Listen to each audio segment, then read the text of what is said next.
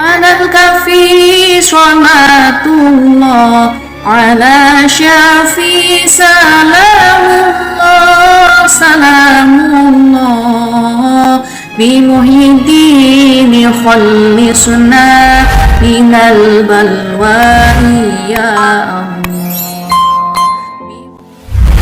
Pada abad ke-14, seorang ulama memulai perjuangannya untuk menyebarkan agama Islam di Nusantara.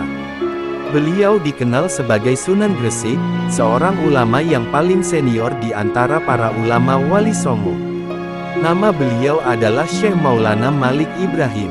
Beliau mendirikan sebuah pesantren di kawasan Gresik, dan itulah mengapa beliau lebih dikenal sebagai Sunan Gresik. Beberapa ahli sejarah berpendapat bahwa Syekh Maulana Malik Ibrahim berasal dari kota Samarkand, Uzbekistan.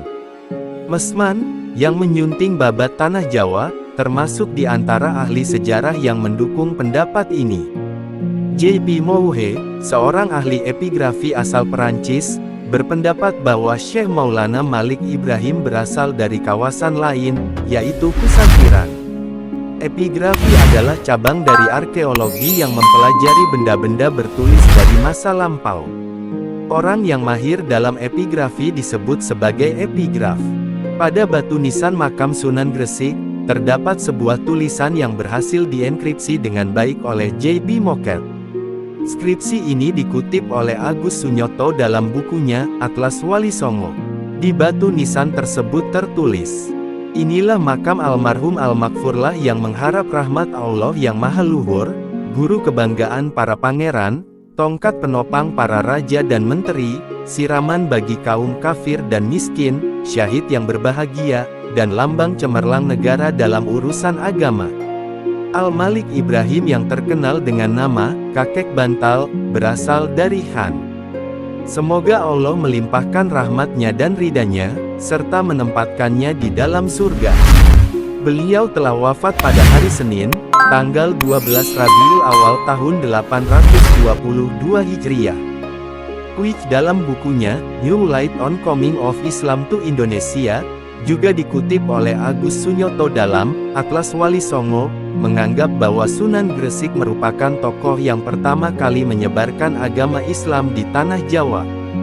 Dalam babat Gresik tertulis bahwa pada tahun 1371 Masehi, sebuah kapal berlabuh di luar Rasi, yang kemudian dikenal sebagai Gresik. Kapal tersebut membawa dua bersaudara keturunan Arab, yaitu Maulana Mahfur dan Maulana Ibrahim. Selain kedua bersaudara tersebut, rombongan ini juga terdiri dari 40 orang yang dipimpin oleh Sayyid Yusuf Mahrabi. Wilayah ini masuk ke dalam kekuasaan Majapahit, pada abad ke-14. Majapahit adalah kerajaan yang telah kehilangan pengaruhnya di Nusantara pada saat itu. Kekuatan dan kebesaran Majapahit yang dulu begitu megah semakin meredup. Di tanah Jawa, konflik perang saudara dengan Blambangan telah berlarut-larut. Ketika rombongan Maulana Ibrahim tiba di tanah Jawa, mereka pergi ke ibu kota kerajaan dengan maksud untuk bertemu dengan pemimpin Majapahit saat itu, Prabu Brawijaya. Prabu Brawijaya menyambut kedatangan mereka dengan baik. Meskipun begitu, penguasa tertinggi Majapahit pada saat itu masih belum tertarik dengan ajaran Islam yang disampaikan oleh Maulana Ibrahim.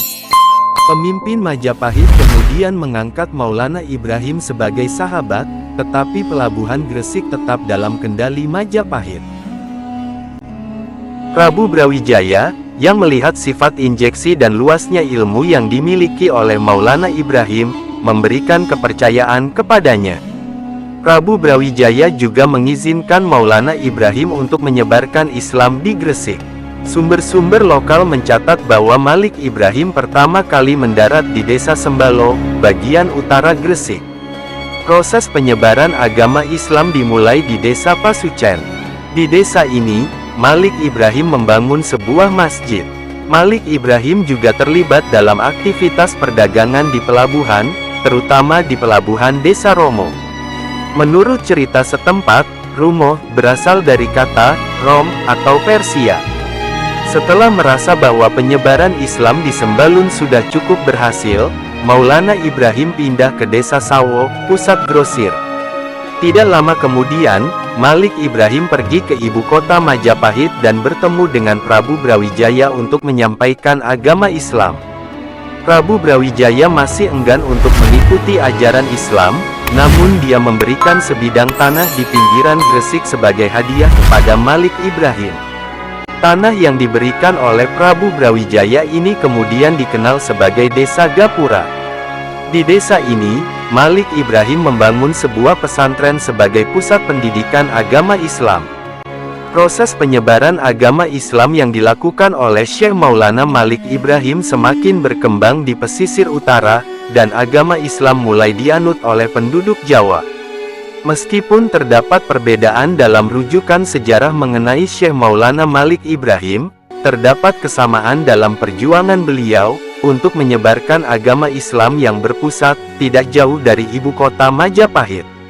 Perjuangan ini terus dilakukan hingga wafatnya pada tanggal 12 Rabiul Awal 822 Hijriah atau tanggal 17 April tahun 1400 Masehi Indonesia. Jika Anda menyukai video kami, jangan lupa untuk berlangganan, menyukai, dan memberikan komentar.